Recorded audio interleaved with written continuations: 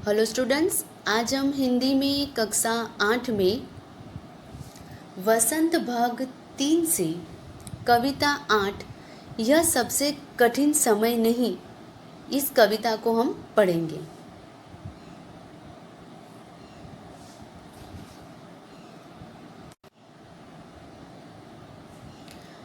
यह सबसे कठिन समय नहीं।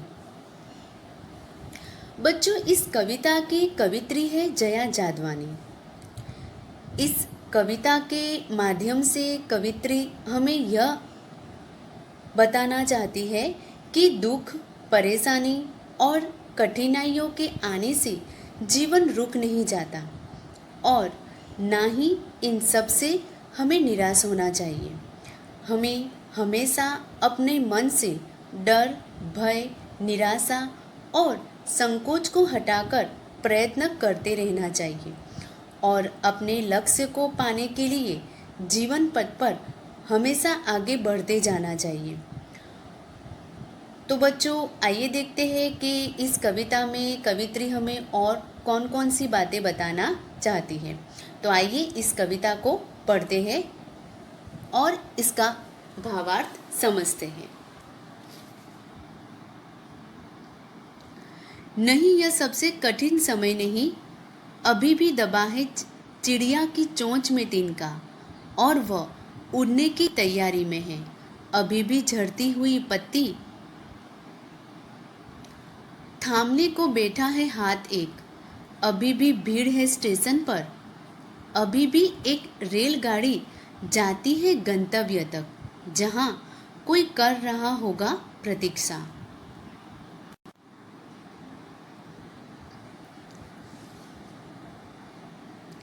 कठिन यानी बच्चों मुश्किल, तिनका यानी लकड़ी का छोटा टुकड़ा,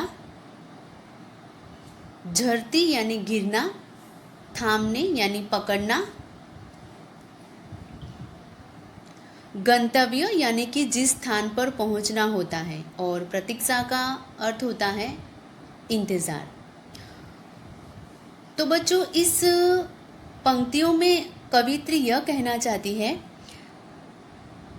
कि अभी सब कुछ सरल तरीके से हो रहा है, यानी कि अभी कठिन समय नहीं आया है, कि अभी भी चिड़िया अपना घोंसला बनाने के लिए प्रयासरत है और वह उड़ने की तैयारी में है। अपना घोंसला बनाने की तैयारी में जुटी हुई है और उड़ने के लिए भी तैयार है। अर्थात ये सब काम सहज और सरल तरीके से हो रहा है। तो यह नहीं कहा जा सकता कि कठिन समय आ गया है। अभी भी लोग दूसरों की मदद करने के लिए तैयार रहते हैं, अर्थात गिरते हुए पत्तों को भी थामने के लिए कोई बैठा है। अभी भी लोग स्टेशन पर आते जाते रहते हैं। अभी भी एक रेलगाड़ी जाती है। रेलगाड़ी अभी भी यात्रियों को एक स्थान से दूसरे स्थान तक, उनकी मंजिल तक लेकर जाती है, जहां कोई उनका अभी भी इंतज़ार कर रहा होगा।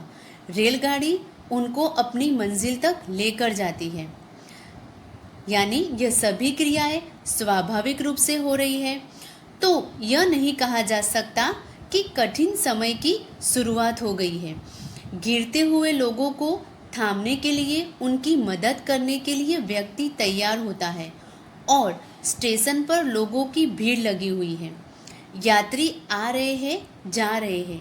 रेलगाड़ी उनकी मंजिल तक पहुंचा रही है और कोई उनकी प्रतीक्षा कर रहा है। यह सब स्वाभाविक और सरल तरीके से हो रहा है। तो अभी नहीं कहा जा सकता कि कठिन समय आ गया है।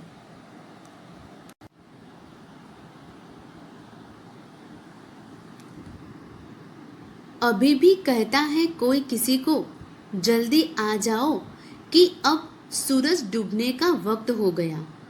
अभी कहा जाता है उस कथा का आखिरी हिस्सा, जो बूढ़ी नानी सुना रही सदियों से दुनिया के तमाम बच्चों को। अभी आती है एक बस, अंतरिक्ष के पार की दुनिया से लाएगी बचे हुए लोगों की खबर। नहीं, यह सबसे कठिन समय नहीं।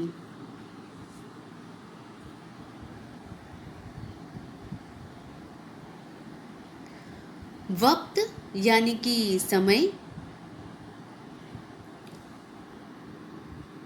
कथा यानी कहानी, आखिरी अंतिम, हिस्सा का मतलब होता है भाग, और सदियों यानी कि पुराने समय से। तमाम यानी कि बहुत सारे, अंतरिक्ष यानी कि ब्रह्मांड, खबर, खबर यानी कि समाचार।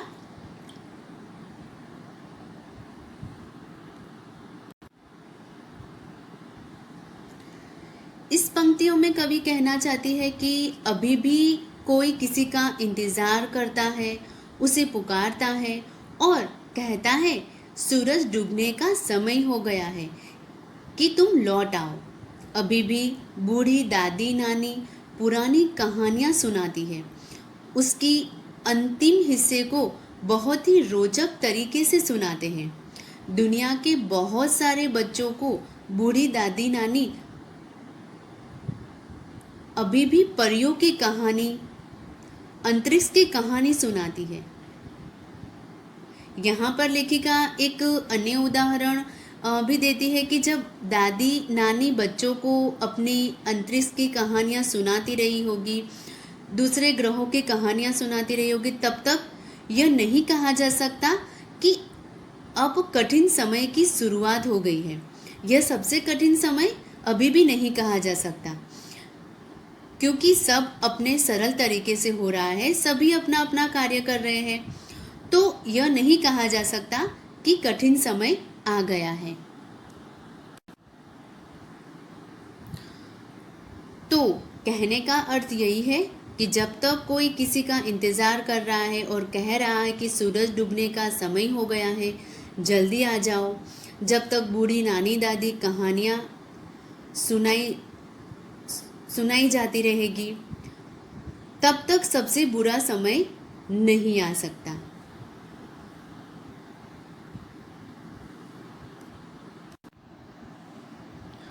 तो बच्चों, प्रस्तुत पंक्तियों में कवित्री लोगों को आशावान बनने की प्रेरणा दे रही है।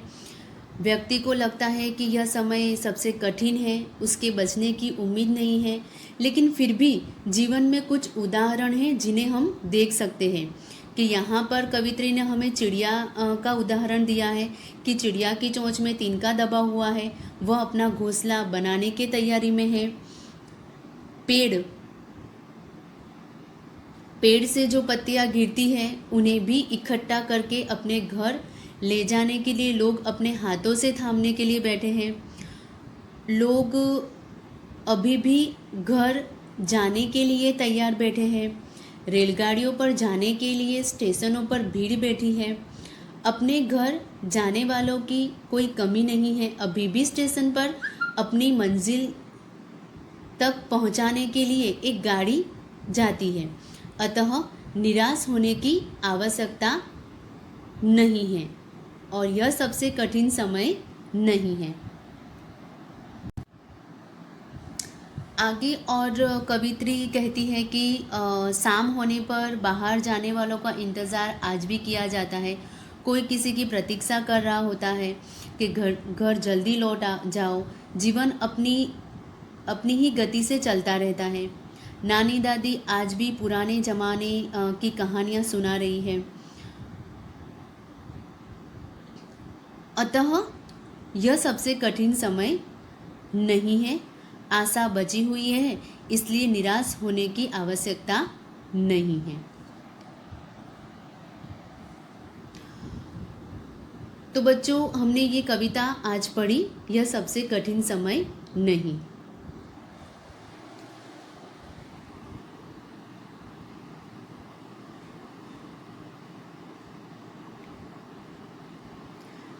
तो बच्चों, आज हम यहाँ तक ही पढ़ेंगे। Thank you.